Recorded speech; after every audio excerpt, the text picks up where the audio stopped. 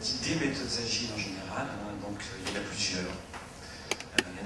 Donc, vous avez une liste de méthodes agiles ici, donc, il y en a à peu près une dizaine. Hein, donc, et ce qui est intéressant, c'est que ces méthodes agiles existaient pour la plupart avant le manifeste agile. Hein, donc le manifeste agile 2001, ces méthodes agiles viennent des années 90 hein, pour les plus connus et certaines même peuvent remonter à plus longtemps. Quand on parle du Lean, hein, le Lean, donc c'est ce qui vient du système de production de Toyota, hein, donc ça remonte encore plus loin. On évoque plutôt la branche Lean Software. Donc on a posé des questions, enfin on a fait un petit sondage pour ceux qui utilisaient déjà Scrum, hein, il n'y en avait pas beaucoup, XP il y en avait encore moins. Donc est-ce qu'il y en a d'autres est-ce qu'il y en a ici qui utilisent des SDM? Crystal? OpenUp? Donc vous voyez que c'est quand même très marginal. Lean peut-être?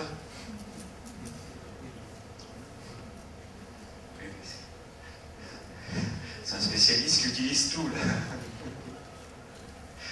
D'accord. Vous voyez que c'est des méthodes assez marginales. Donc vous avez de la chance, ce soir, on ne vous parlera que des deux les plus répandues et des deux les plus intéressantes actuellement. Alors les méthodes agiles, c'est aussi à la mode en ce moment, enfin déjà depuis quelques années. Donc la diffusion augmente largement. Alors évidemment, ça intéresse beaucoup de monde, notamment des grandes sociétés qui sont importantes dans le domaine du logiciel. Donc j'ai cité à droite deux méthodes qu'on peut qualifier de semi-agiles. Une qui existait également depuis longtemps, qui est le Rational Unified Process,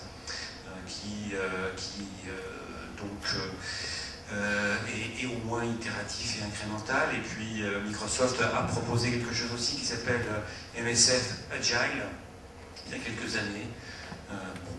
Finalement, l'état actuel, enfin, il y a quelques enquêtes d'opinion qui sont faites dans le monde agile, et c'est quand même Scrum et XP qui domine largement.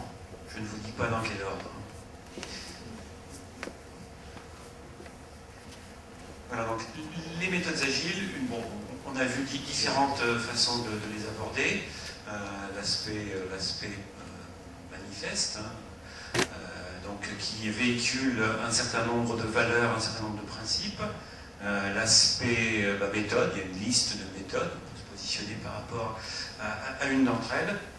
Et puis on verra dans la deuxième partie des présentations, donc à travers ce qu'on montrera sur le détail de Scrum XP, un aspect plus pratique.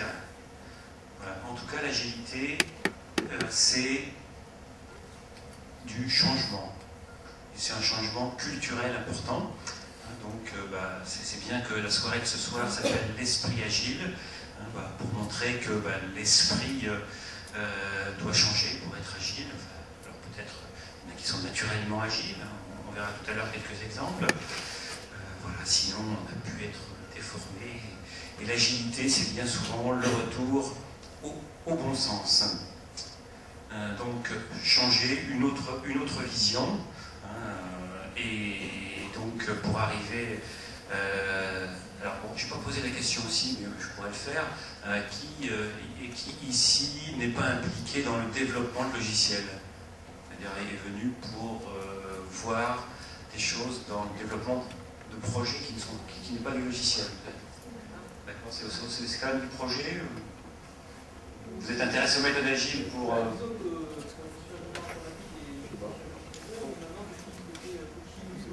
D'accord.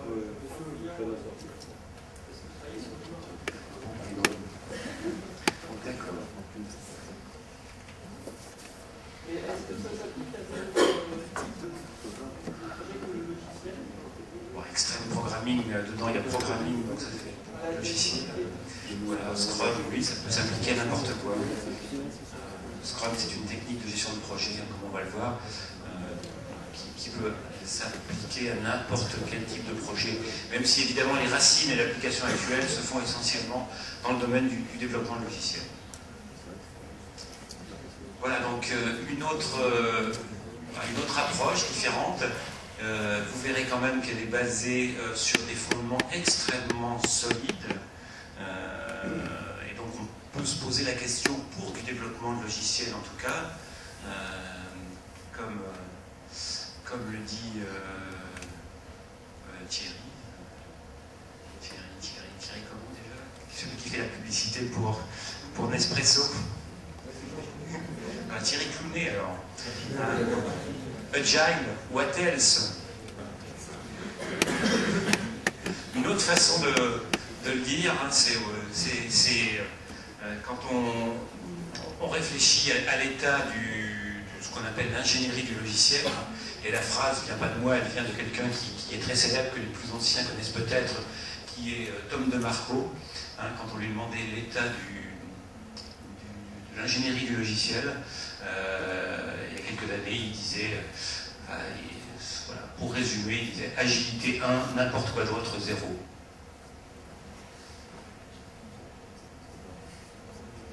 Voilà, donc il ne nous reste plus qu'à vous montrer comment tout ça fonctionne et à vous convaincre. Alors on va commencer la présentation des méthodes agiles par Scrum. Tout de suite, Scrum. Voilà, donc Scrum, c'est simple, je vais vous présenter la mécanique de Scrum, donc un aspect pratique. Alors pour utiliser Scrum, il faut une équipe. Il faut une équipe Scrum de base, c'est entre, on peut commencer à 1, voire 2. Une belle équipe, ça commence à 4 et ça peut aller jusqu'à 10-12 personnes. Voilà, donc une équipe, c'est important. La notion de collaboration dans l'équipe est fondamentale. Il n'y a pas beaucoup de rôles dans Scrum, il y a quand même 2 rôles spécifiques. Alors, on en a parlé tout à l'heure en citant Karine. Donc, un rôle important, c'est le rôle de Scrum Master. Scrum Master, donc, c'est pas un chef de projet, sinon on aurait dit chef de projet, donc c'est un Scrum Master. Donc c'est un coach agile, pour le dire autrement. Donc c'est lui qui va porter Scrum dans l'équipe, et qui va faire en sorte que le projet avance en suivant Scrum. On en reparlera un peu dans la suite de la présentation de ces rôles-là. Un autre rôle important qui a été évoqué aussi, c'est le rôle de Product Owner. Alors ce soir, on vous parle français. Il y a quelques termes qui sont difficilement traduisibles. On a essayé, et puis finalement, ça ne marche pas bien, donc on est revenu au terme anglais. Donc le Product Owner. Le Product Owner, c'est le représentant des clients dans l'équipe. Donc c'est lui qui va porter les demandes, les besoins des utilisateurs et des clients dans l'équipe. Voilà, vous voyez, c'est tout simple, Scrum, 3 rôles. Et puis évidemment l'environnement du projet. Donc ils sont impliqués, ils participent, ils sont intéressés par les résultats, mais ils ne participent pas directement.